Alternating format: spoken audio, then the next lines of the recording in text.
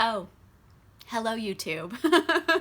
Today we have a very special episode of The Naughty Librarian because you guys all wanted to see the train wreck of a video that is Little Women, and I decided, you know what, now's the time, I'm gonna put it out finally.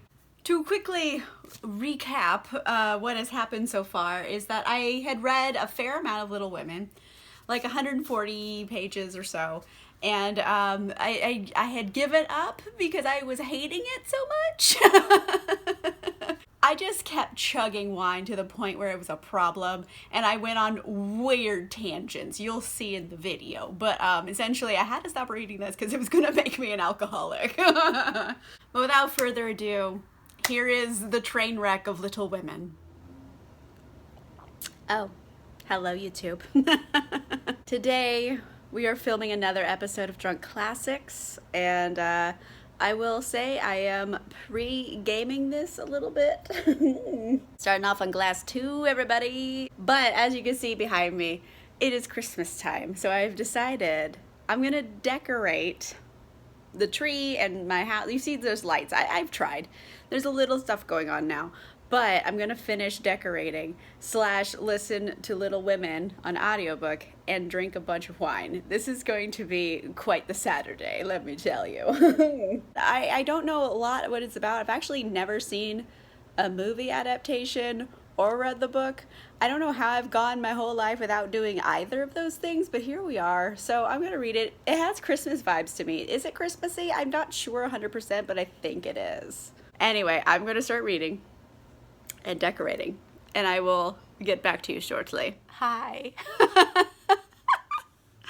I am checking back in. Why? I'm out of wine. I finished this bottle. It was like half the bottle, so you know. Anyway, so I've read some of Little Women, and overall, I just have to say, I am bored to tears almost for most of the book. Like, I hate it. I'm dreading having to finish this thing. And there's nothing wrong with the book. It's just so dull, and I hate it. So, I just keep drinking more wine because that's fun. And so I feel fun. I'm having a good time, but like I hate it. Also, side note, completely unrelated to Little Women. I got this new, where's the camera? There we go.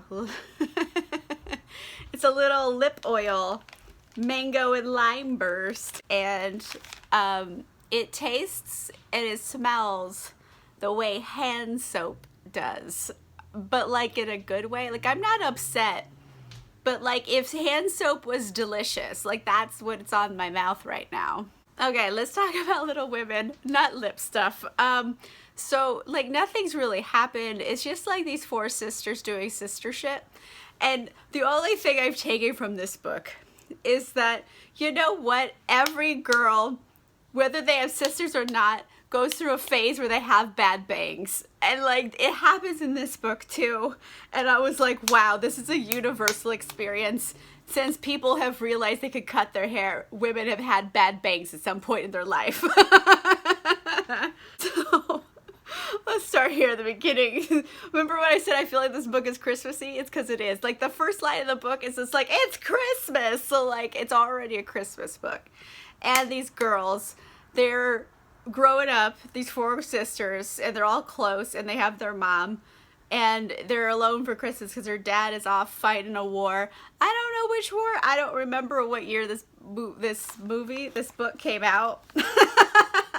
I don't remember when it came out, but you know what? There's always some war he's fighting in. He's fighting in some war, and it's Christmas, and their dad's like off fighting in a war. You know, they're like tween to teenage girls, so they're just kind of like acting that way. So they like, it's almost a very accurate representation of like young tween to teen girls and how they just like are crazy.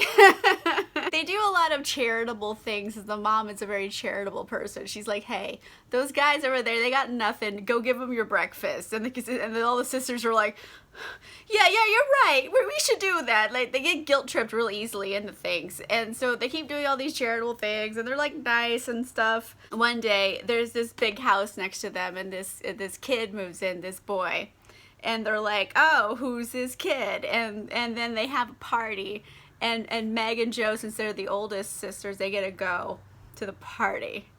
And this is where the bad bangs comes in, by the way. So, like, Joe is trying to do Meg's hair, which is already a terrible decision. The whole time, Meg is like the oldest sister. She's very like kind of like girly, and Joe is very much the tomboy of the group who doesn't give a shit about like hair or clothes or anything. Why are you having Joe do your hair? You're asking for bad bangs at this point. I've lost sympathy for you, Meg.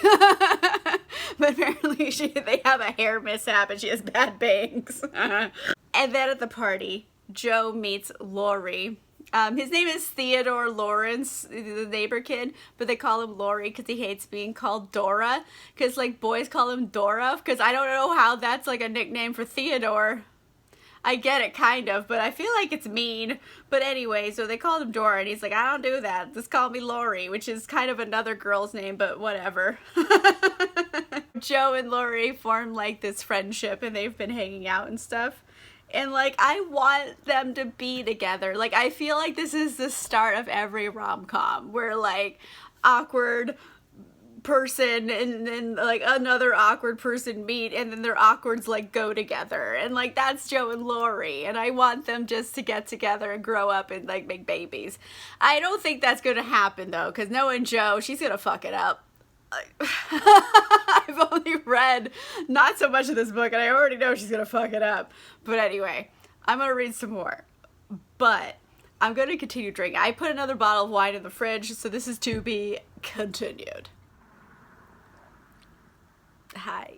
Okay, so I just decided to rally and just keep reading until I hit my reading goal for today. So I did that.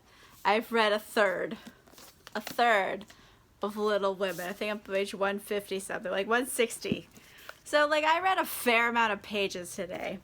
And also like I just kept drinking more and more because like I hate it. This book is gonna make me an alcoholic. Like, I would love to tell you about what's happening, what the story is, but frankly, there's no fucking story. It's just like every chapter is a short story, and they're just telling random things that happen. There's no, like, point.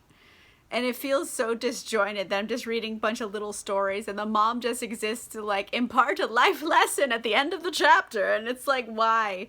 This feels like it would be, like, a newspaper serial, like, every week a new little short story comes out involving these sisters, and then they just took it all and they stuck it in a book, and it's like, why? But let's talk about what's been happening. So, I think the last thing I talked about was, like, they met the neighbor kid, Laurie, and they like him, and he's like part of the family now. He's like kind of like big bro or brother.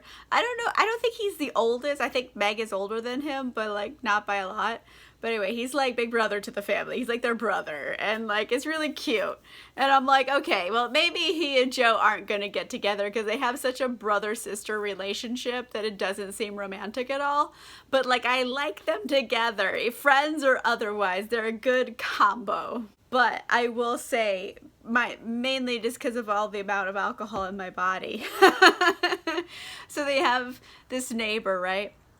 He's an older guy. He's Laurie's grandpa, and he's very nice, and like he's just kind of real casually like, oh well, I just have this piano at my house and no one ever plays it, and oh, it's such a shame. Like he kind of sits in front of Beth, and Beth is like a really soft girl. She's like, I love animals and playing piano. She's just doing her own thing, and she's like, oh, can I play your piano? And he's like, oh, that's a great idea. And he lets her come over to his house and play piano all the time. And it's really sweet. It's not like a weird thing because he's an old man inviting young girls to his house. It's like he had a granddaughter who died, so like Beth reminds him of her, so it's more like, oh, I want to feel close to my granddaughter, not like, oh, I'm trying to diddle the neighbors. So it's actually a really sweet relationship. And then Meg is growing up and like becoming, a young woman, and she's learning that like You know, like being rich will get you a certain amount of it, like attention, but like being pretty gets you a different kind of attention. And she likes attention, but like, you know, overall, I feel like she's very motherly to the other sisters and everything because she's the oldest. But like Meg is also, you know, growing up, and she so often just laments the fact that she's broke. She's like, why can't I have nice things? Like, I deserve nice things. I'm a good person. Why can't I have nice things? Oh yeah, because we're poor. So, you know, she's dealing with her own thing. And, you know, honestly, I get it.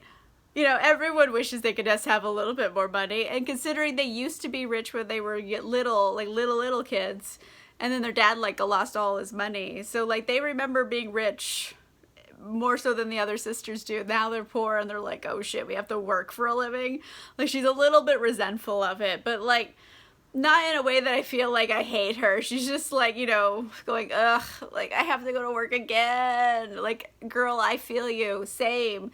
And you know what? I've had bad bangs too. Like, I feel kindred with Meg. I don't know. There's another chapter where Jo decides she's going to cook dinner for everybody. She's going to be the chef tonight. She's cooking dinner for this dinner party. And Jo is not the person I would expect to cook for a dinner party because she's terrible at it. Like, so bad, you know, it's like, oops, I put salt instead of sugar in this recipe. That kind of bad. And I did laugh out loud at one point because they like cut to Lori eating the dessert and just really choking it down but smiling like, it's great. Like really hating it but just choking it down, and I'm like, that's a trooper big brother right there, Lori.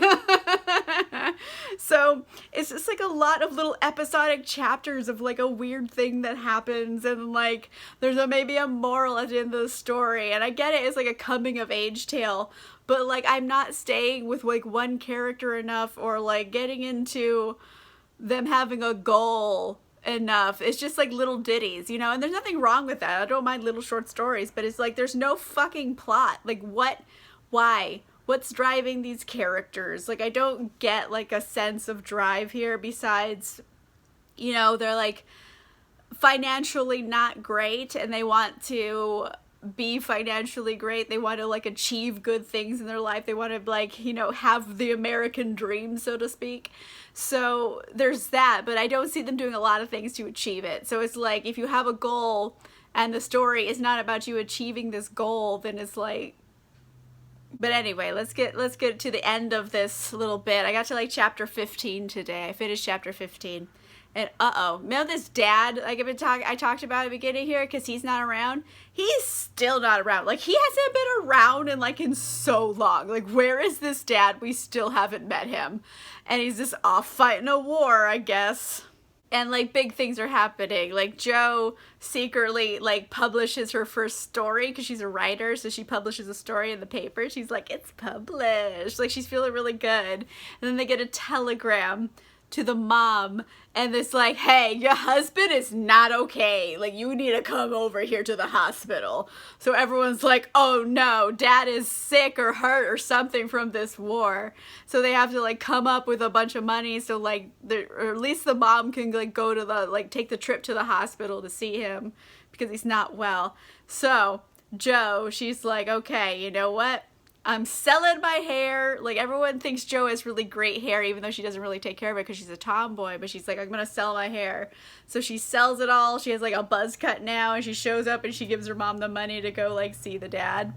And you know, like she acts real tough at the moment, like, oh, it's not a big deal, it's just hair, like whatever. And like I feel like really great, look how light my head is, like woo, you know, she's like having a good time. But later on she's like, I really liked my hair. Just having like a conniption. And it's like, yeah, I get it. Like that same emotion to hair has always existed too. So it's just like things of womanhood that I'm feeling have always been a thing. Like, we've all seen American Next Top Model, or at least seen, like, a clip of the makeover episode and all the girls cry when their hair gets cut off. And I've never blamed them in my life. Like, I get it. It's misogynistic to think they're, like, stupid for crying over cutting all their hair off. It's like, you try shaving your fucking head and see how you feel about it. Like, I get it. And I will defend these ladies until the end of time. You can cry all you like. You're cutting off all your hair, bitches. I got so off track. But mind you, I think this is like last 6 or 7 by now. I have lost track. But anyway, that's kind of where we're ending the book, with a lot of wine in my body and no shits to give. And like I'm looking for things to like. I'm looking so hard because like I have so much more of this book to read.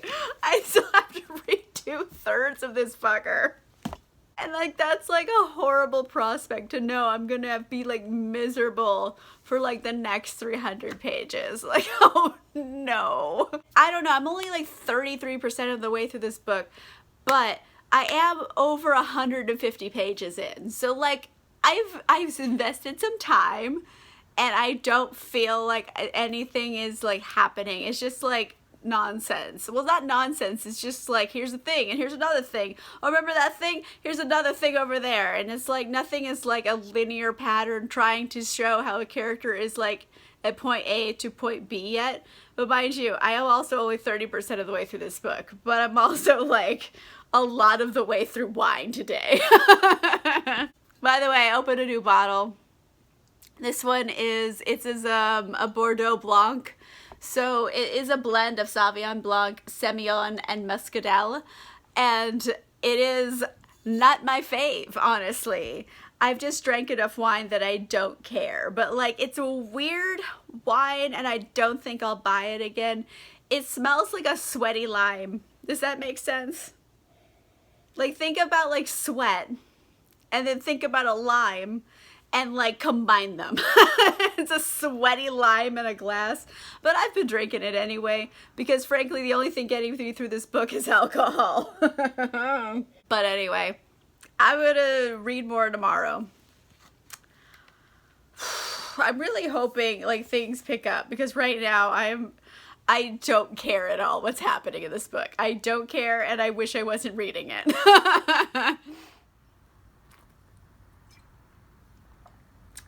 Hi. So I decided I was going to finish, or at least try to finish the book, because I had the audiobook and I was like, okay, I'm listening to the audiobook. But and it said I only had a little bit of time left, which was weird because this book is really thick. And that's when I found out, oh my gosh, this is 2 books. I did not know it's part 1 and part 2. It's 2 books in 1 book. I couldn't even read the first one, but I did. I finished all of part 1. So I am now on page 223. I read a bunch more pages and drank probably an uncomfortable amount of wine. But I also feel accomplished that I had finished at least half of it. So I read all of part 1 of Little Women. I have a sense of completion. So there's that. And honestly, like not a lot more happened. Like you remember that family that they kept having to visit for charity? Well, Beth is still visiting that family while their mom's out of town. The mom went to go check on the dad because the dad was in the hospital. So Beth keeps going over there to visit. But like the rest of the sisters are coming up with excuses not to go visit because, you know, you're teenagers. They don't, you know, they're gonna do that. But Beth is just like too sweet for her own good, so she keeps going. And then like the little baby is sick and she's like really worried about it. And then they find out it's scarlet fever and then the baby dies. So like I kept reading for baby death. Like that's like a thing I kept reading for. And then, you know, let's sprinkle some more misery sprinkles on this cake. And then Beth also has scarlet fever. You know, because fuck me, right? And then Beth is like real sick. She's like so sick. She's just not getting better. The doctor's like, yeah, you should probably tell your mom to come home. Like, you know, real professional. But yeah, no one really thinks she's gonna get better. And they're like, Beth. And they're all sad and stuff. And then eventually she does get better though. And I mean, like, she gets better, but she's not, like, all the way better. She's still kind of weak and stuff, but, like, she doesn't die of scarlet fever, so there's that. And also, there's this guy, Brooke, who's a little older, and he's like super into Meg, and Meg's like 17.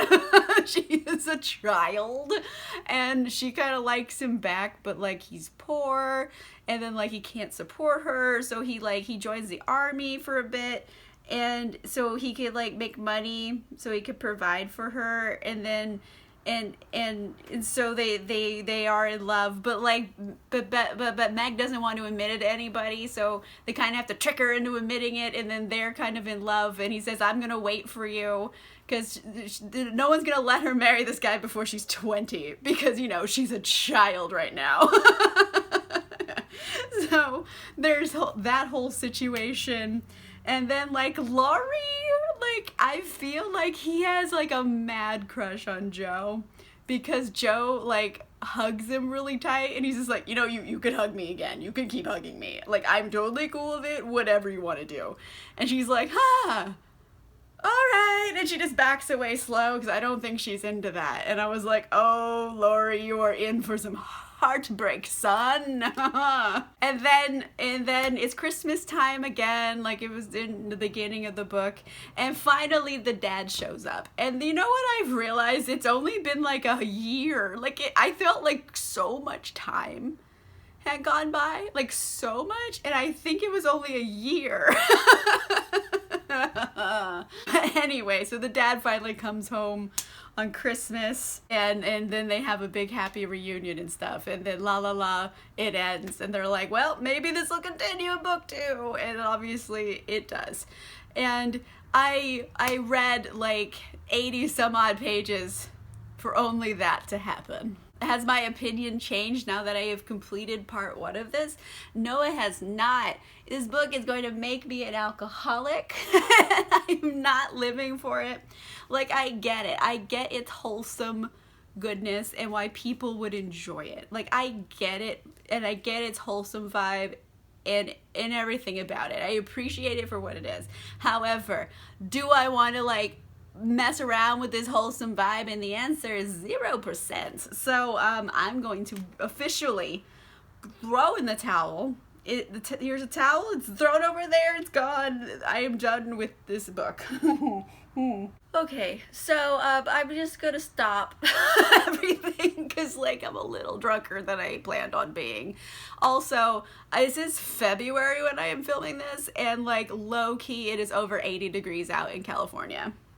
I am hot, and I have been drinking, which is not helping my heat situation. So, like, I feel like I need to go have a lay down. Let me know in the comments down below, what's a book that you really went into with all of the good intentions you could possibly have? Like, really, all of them, and then you're just like, yeah, that didn't work out. Let me know in the comments down below. If you like this video, make sure you give it a like. And if you want to see more videos, make sure you subscribe. And I'll see you guys soon. Bye-bye.